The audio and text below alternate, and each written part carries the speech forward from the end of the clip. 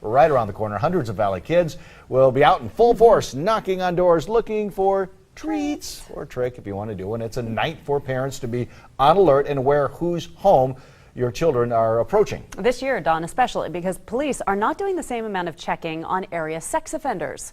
On Your Side's Chris Oswald investigated if compliance checks make a difference. There are more than 1,500 registered sex offenders in Ada and Canyon counties. In Boise alone, there are 716. This year, those charged with sex crimes will have less oversight.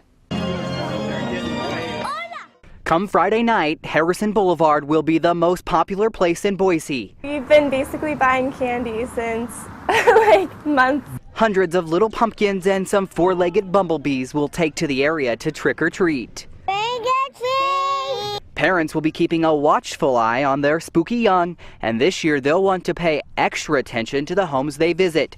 For the second year in a row, Boise Police and the Ada County Sheriff's Office will not be teaming up with the Department of Corrections to check on registered sex offenders. It's a parent's responsibility to be completely responsible for their child's behavior, whereabouts, locations, company that they're in.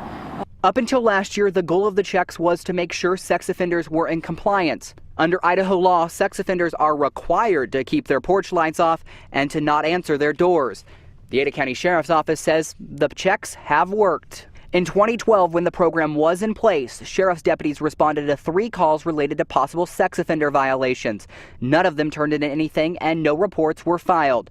Last year, 2013, with the program gone, officers responded to 2 calls.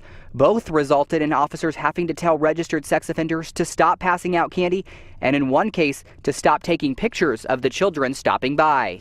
Happy Halloween! Probation and parole officers will check up on high-risk offenders. As done in years past, the Department of Corrections have notified offenders with a felony status they are to not take part in Halloween activities.